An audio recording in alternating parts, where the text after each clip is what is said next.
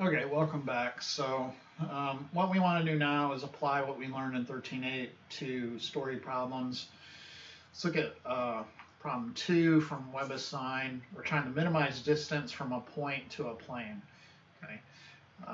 We had ways to do this earlier, and you might want to go back and compare and contrast that method to this method. The way these problems will always work is that you'll have a constraint function and then a function you want to either max or minimize. You want to optimize it in some way, right? So what you're going to do is write down your optimization formula. In this case, it's a distance formula, but because of that square root, you kind of don't want to use it. So the distance formula, is the square root of x minus, and the point they're giving us here, and if you look on the right there, is 809. So x minus 8 squared plus y minus 0 squared plus z minus 9 squared. You don't want to work with this because of that square root. So the thing you want to optimize is the square of it. So you just square both sides and call it s something else. And that's our optimization formula. Then you're going to have a constraint formula, and what you do is use that to reduce the number of variables in your optimization formula. So you have x minus y plus z is 6. That's the plane. You're going to use this to get rid of z. Okay, so z is actually 6, then minus x plus y. And you take that expression and reduce the number of variables in your optimization formula. So you'll have x minus 8 squared plus y squared plus 6 minus x plus y minus 9 squared. So at the end, the formula you want to optimize, x minus 8 squared plus y squared plus y, we'll rewrite it, minus x minus 3 squared. Hope that's right.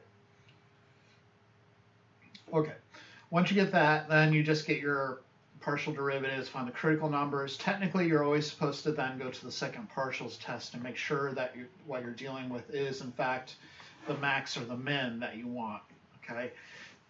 In practice, though, in the homework, it's never going to be an issue. The critical number will always turn out to be the number you want. So let's dispense with that if you don't mind, and just get the critical numbers and use those.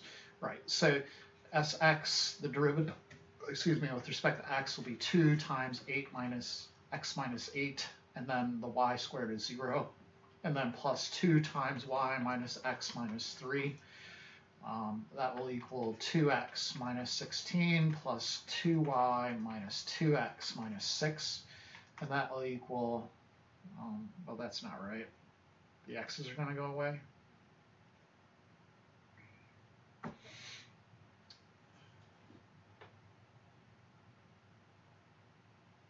Oh, the chain rule, there's a -1 right here. Okay, so the derivative of negative x would give you that -1, and then it's this thing times -1.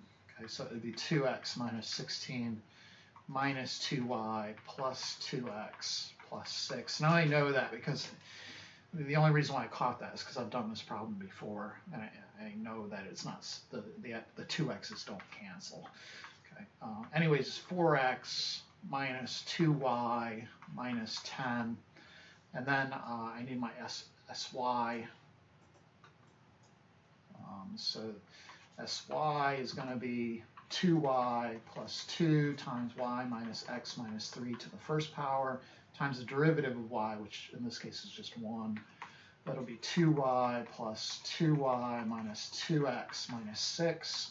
So that's going to be 4y minus 2x minus 6. Then you're going to set each of those equal to 0 and get your critical point. So set them equal to 0 and solve. I'll solve this first one for y.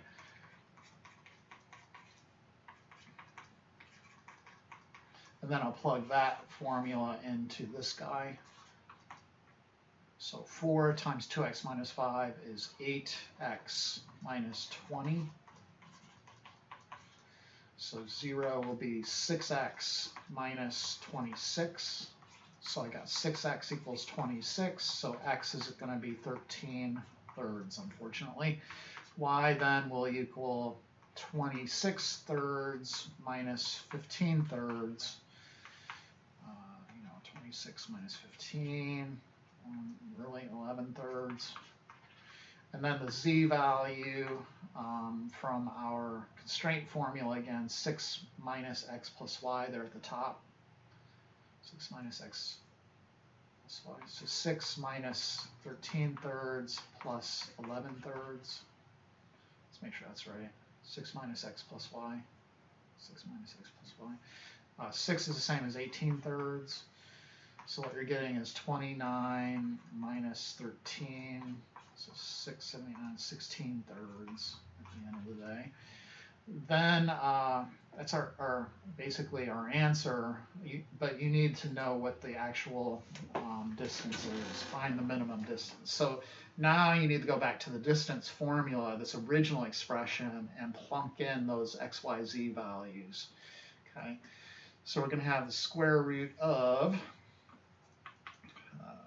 x, which is 13 thirds minus whatever our point is that we're dealing with. So 8 is the same as 24 thirds, so let's just write that squared, plus y minus 0, so y is 11 thirds minus 0 and squared, plus z, which is 16 thirds minus 9. 9 is 27 thirds, okay, squared. Okay, so 24 minus 13 is 11. 11 squared is 121 thirds, and then plus 121 thirds, plus 27 minus 16 is 11. 11 squared is 121 thirds. So this would be 363, and those are 9s, not 3s, because you're squaring the top and bottom. Square root of 363 ninths, which is the square root of 363 all over 3. Okay, so there's a couple of those problems, minimizing distances. Then they give you these kind of these cute story problems where you have a couple numbers that satisfy some conditions, right? Okay, so find 3 positive numbers. Okay, they're positive. That means you could divide by them. They're not going to be 0. Positive numbers, x, y, and z, that satisfies the conditions. The sum is 8, so that means x plus y plus z is 8. That's a constraint formula. And then they want xy squared z to be a maximum. So they want you to optimize p equals xy squared z. Okay. So again, you use the constraint to reduce the number of variables in the optimization formula. So I'll solve for z. Z equals 8 minus x minus y. Then I plop that in there. And then I get my px and py. So I get xy squared times 8 minus x minus y. Let's go ahead and distribute that, right? So 8xy squared minus x squared y squared minus xy cubed. Px then is going to be 8y squared minus 2xy squared minus y cubed. Py is going to be 16xy minus 2x squared y minus 3xy squared. And these look like monsters, right? You're setting them equal to 0. You could factor the heck out of that first, that y squared, right? Get that out of there, so it'd be 8 minus 2x minus y. You know that y can't be 0 on its own. So you could literally kind of just divide both sides by y squared, and you have 0 equals 8 minus 2x minus y. Okay. For the other guy, setting that equal to 0, you can factor out not only some y, but you can also get some x out of it. So xy times 16 minus 2x minus 3y. Okay, and again, you can divide by xy because it's not 0. So you get 0 equals 16 minus 2x minus 3y. And then those are pretty easy to solve. You got 2 equations, 2 unknowns. So I'll get y by itself here. Y is 8 minus 2x. Then I'll take that expression and plug it in here. So 0 is 16 minus 2x minus 3 times 8 minus 2x. That'd be 0 equals 16 minus 2x minus 24 plus 6x. That'd be 0 equals, looks like negative 8 minus 2x plus 6x is plus 4x. So 4x equals 8. That tells me x apparently is 2. Plug 2 in for x in the other equation. 8 minus 4 is 4. And then our constraint equation, 8 minus x minus y is z. So that's 8 minus x, which is 2, minus y, which is 4. That would be 2. So it looks like our ordered triplet for the critical point is going to be, where is it? 2, 4, or the point that optimizes the formula is 2, 4, 2 apparently. Yeah, and that's all they want to know. Okay, so those problems are fairly easy. This water line problem is a bit different, and the kind of cleverness it takes to solve this is probably not intuitive for most people. So let's take a look at this thing. We have kind of a weird axis system where we're describing a water line.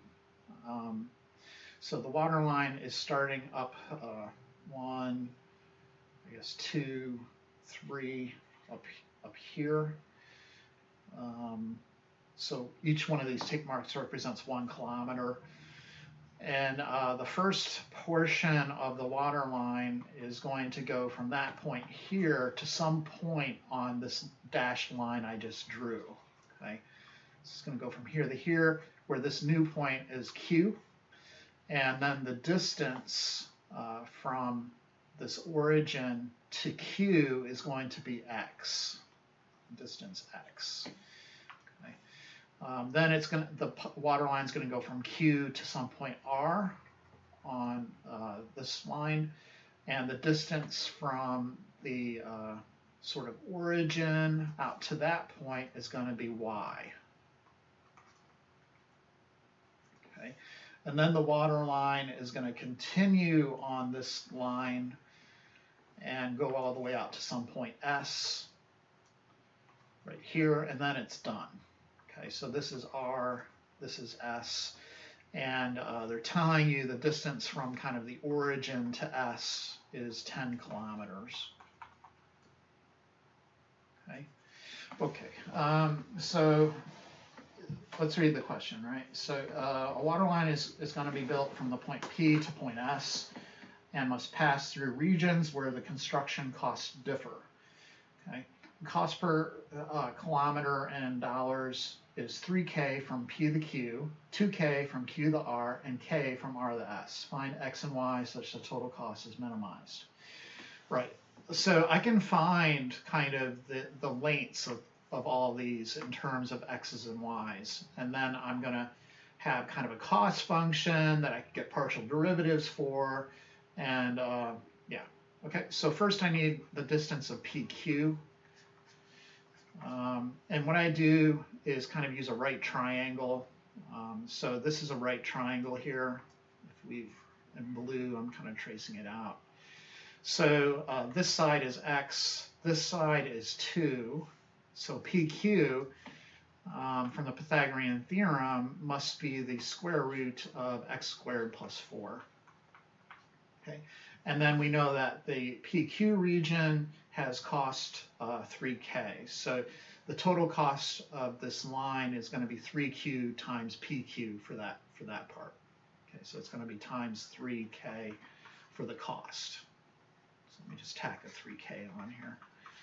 Okay, the second line segment, QR, that cost is 2K. So let me tack a 2K on here. Wasn't kind of doing that last time.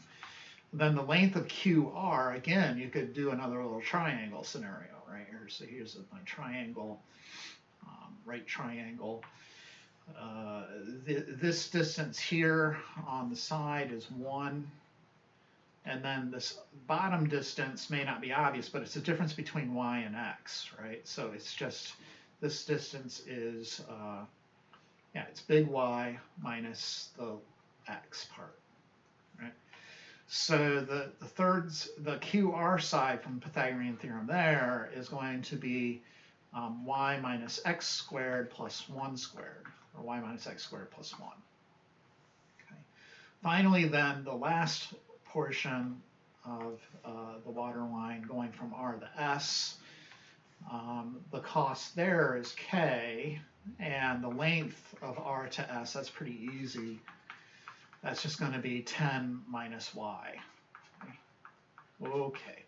So ultimately then our cost function, which is a function of x and y and k, I'll just put x and y, is going to be 3k times the square root of x squared plus 4. Let me roll this out a little bit.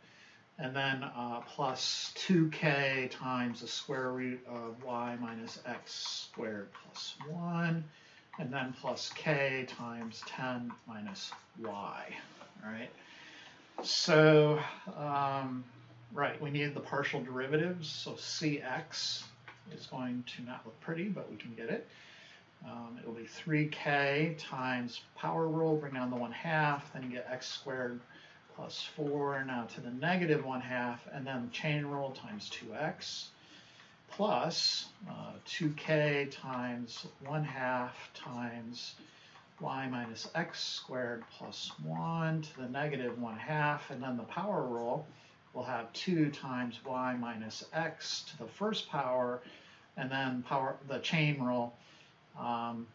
So I did a chain rule, so the derivative of this gunk is this thing, and then I got to do the derivative of this gunk, right?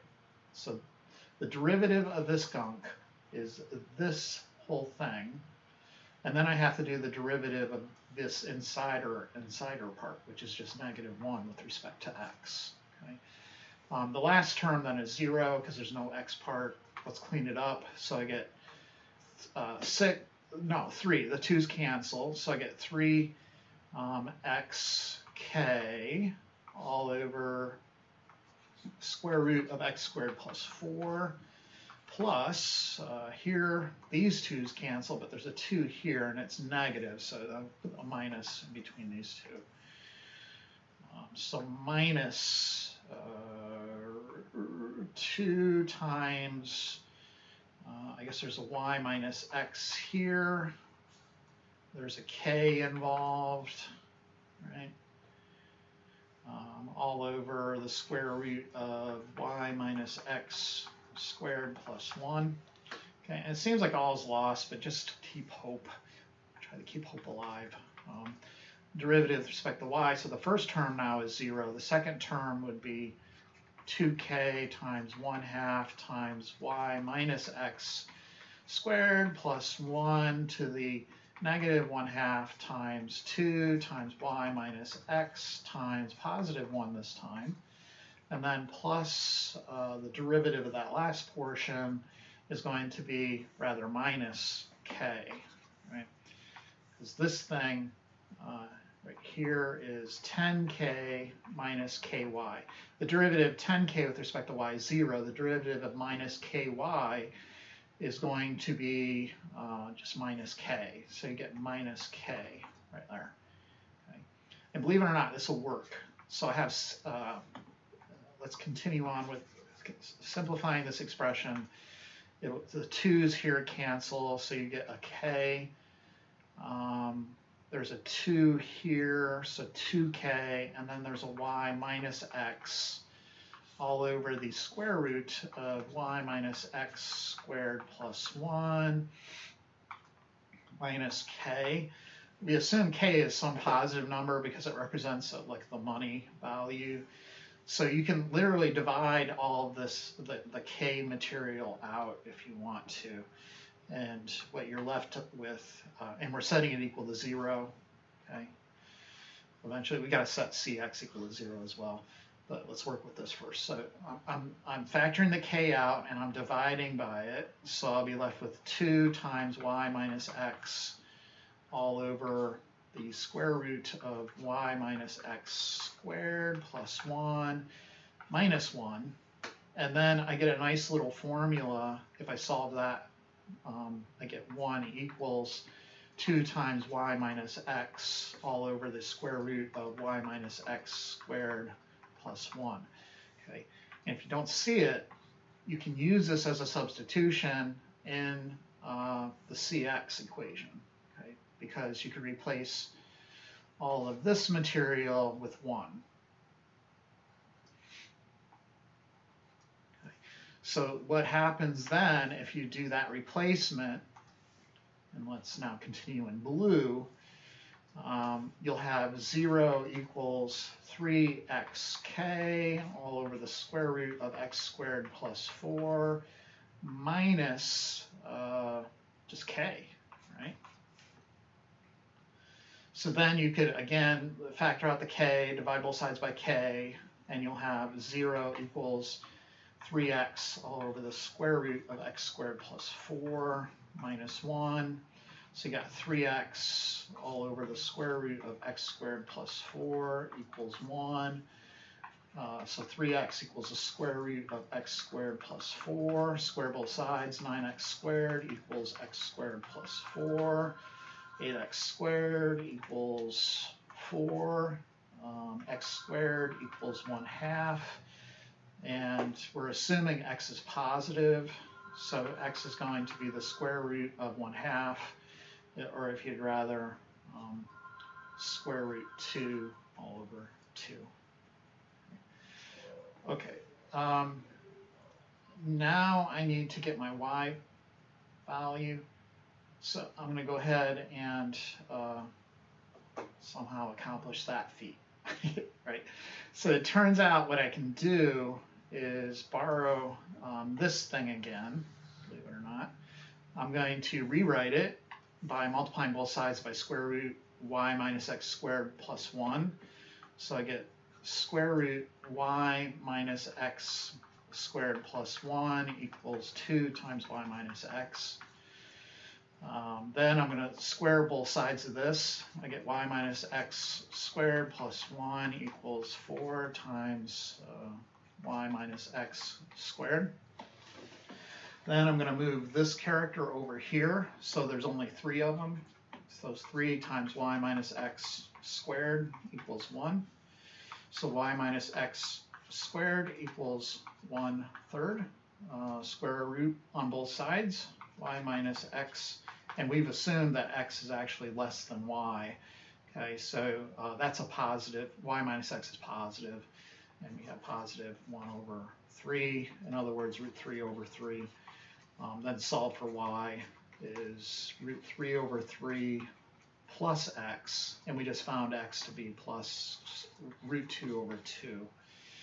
Okay, so those are the values that we want for our pipes, for our distances. And you can see that's what I typed in, you know, square root 1/2, comma, square root 1/2 plus square root 1/3. That's the same as I just rationalized denominators. Okay. Okay, so that one's kind of challenging. This one, the next one after that is a little weird, but just because you have x1, x2 instead of y1, y2, I think that's the hard part. You have 2 constraint functions, and you're basically trying to optimize this p function, so you'll plug the constraint functions into the p function, and it should be in terms of x1, x2, then you get the partials, and it's pretty simple to solve from there. So I think that last one's pretty easy. Okay, so we'll leave it at that, and as usual, thank you for watching, and next time we'll do the Lagrange multiplier stuff. Okay, so thank you for watching, see you next time.